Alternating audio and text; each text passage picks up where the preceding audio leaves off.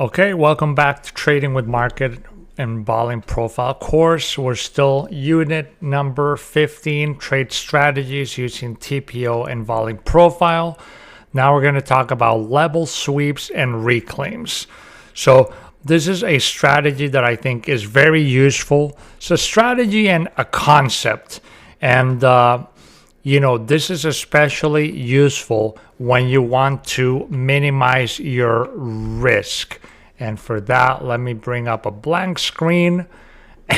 And so if we see over here, a lot of times, for example, let's say we have a market that is doing something like this. We have a clear support level, and then we had a breakout here. So we have this,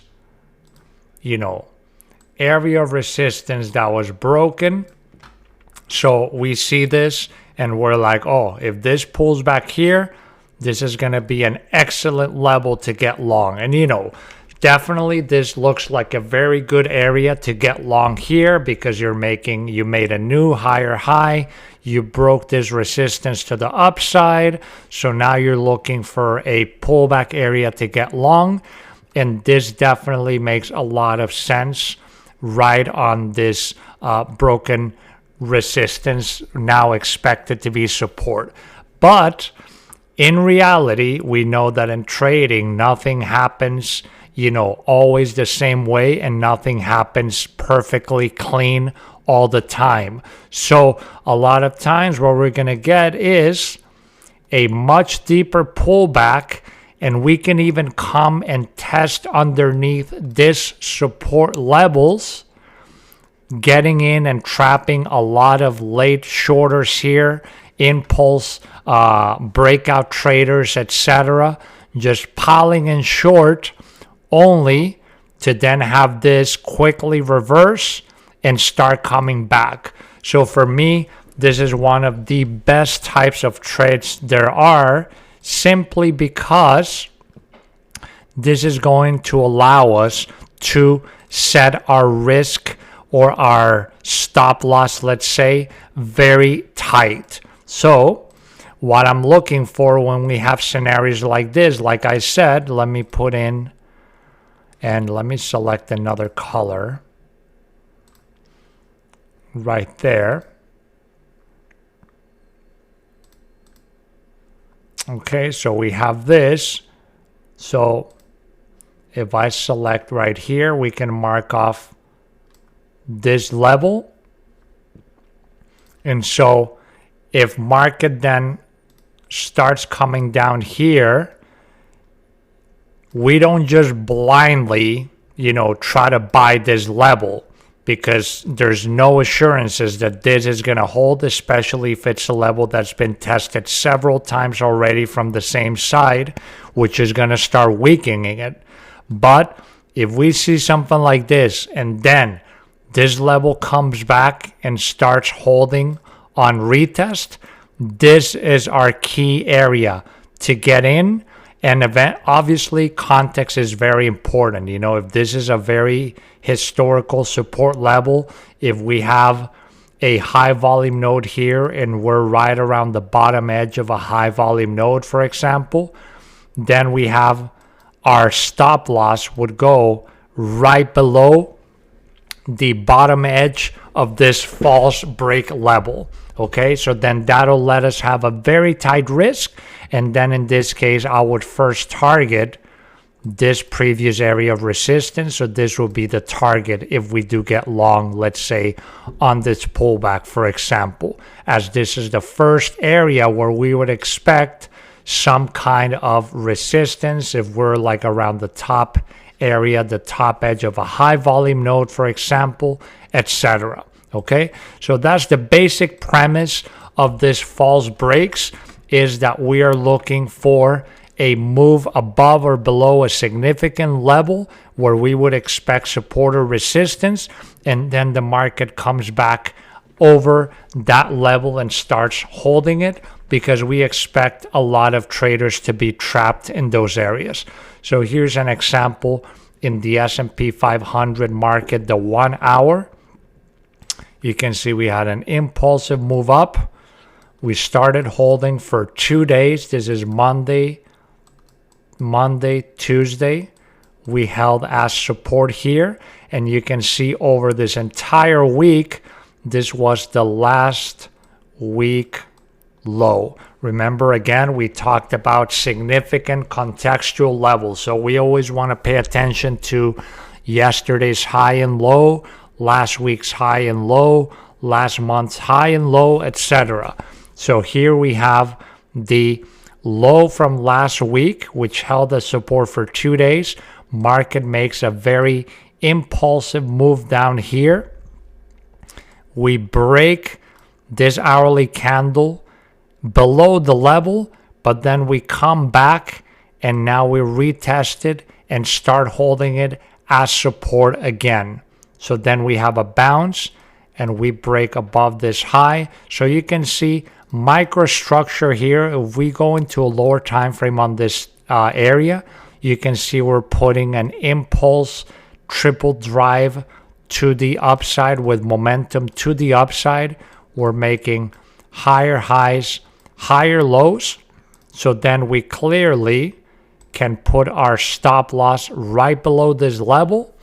And then we expect some kind of squeeze as long as this level is now holding, which you can see has been a historical support and resistance area. Okay. And, then for targets, we would use different concepts. Like here, you can see we have a singles fill print in here. We have singles right over here. So that could be a first target into filling this singles right over here, or a more conservative area to scale out a little bit would be this previous support broken.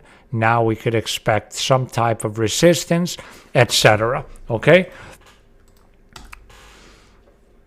If we look at this same example, but now through the eyes of market profile as well, you can see we have here Monday, Tuesday, the lows here that are holding. Then this is the day where we have the breakdown below that level.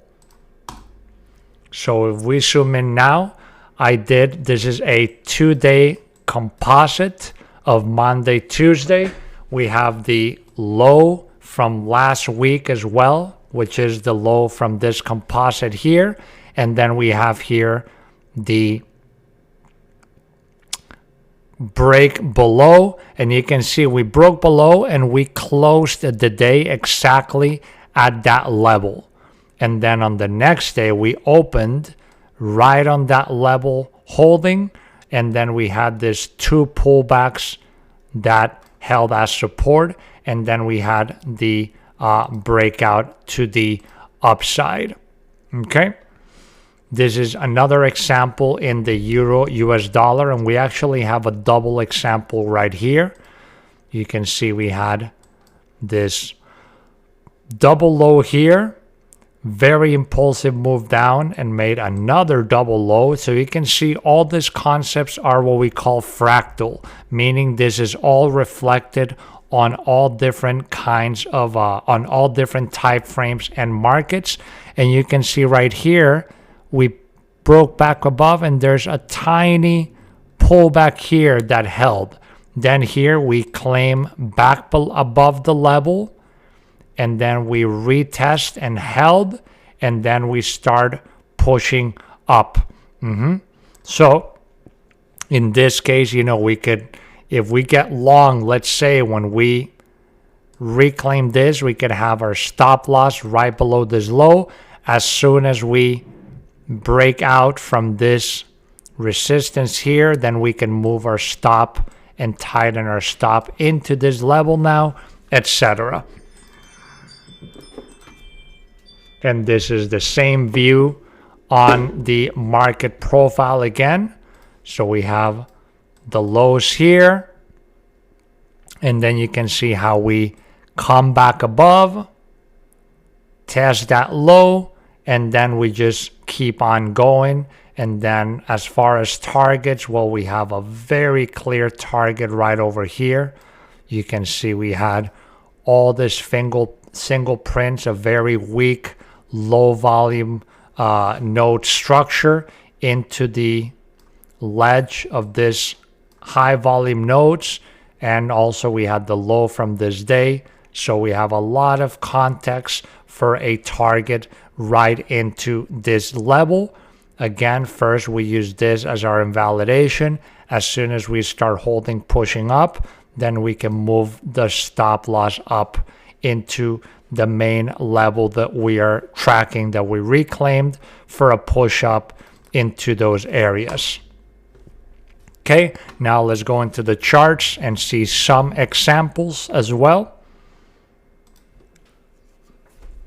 Here we have an example in the SP 500 futures. This is the 5-minute time frame. And you can see we had our regular profiles here, regular session volume profiles, and then in blue, the extended hours. And we clearly had a low right here. Let me mark it off. Let me make it purple. This is the low from the last day's regular trading hours sessions. And then down in the extended trading hours, you can see we also had a low right here, which these levels proved to be very significant support levels during these sessions. And then right over here, you can see we have this break below the level, and then we had a super impulsive move. Now this is a news-driven event, this whole move up, so that was why we had so much volatility here. But we can then use these reference points, yesterday's low and then last extended hours sessions low, as our key levels. You don't have to wait when you're trading this style of level reclaims. You don't have to wait for this to give you a pullback entry to then get in here. You can also just look at this, and as soon as you see a strong breakthrough, you can just get right in whenever you can, right around the level, knowing that you are going to have your clear invalidation below the false, in this case, the false breakdown low before we reclaim these levels. And then you're going to use these levels as your guide to manage your trade. Looking at this from the market profile perspective, we have here again, this was the regular trading hours session low, extended hour session low. Then this day we came down right into the low from the extended hours. We bounced, we had some chopping around, then we came into the low from the regular hours. So you can see even right here, you got two significant bounces from the lows of the two previous session profiles. And then you had this third one right over here. So we also had a triple drive, meaning 1, 2, 3 steps down, which is one of my favorite reversal patterns. 1, 2, 3. And then we had this very impulsive reversal. So pretty much I will look at this whole area. And as soon as we are back trading above this zone right here from these lows, this is my clear invalidation, and now I am leaning up. You can see that there was actually a poor high here on the extended trading hours, so that could have been a first target as a repair for this poor highs, which we're going to talk about a little later. Then we had the high from the regular trading hours as well as the next target, etc. But you can see how with this technique, instead of just blindly trying to buy a level of support that you expect to hold, you wait for the market to show its hand by having a reversal and then accepting and respecting again these levels of support in order, in this case, to get long. Okay, so that's pretty much the premise of this pattern, and I will see you all in the next one.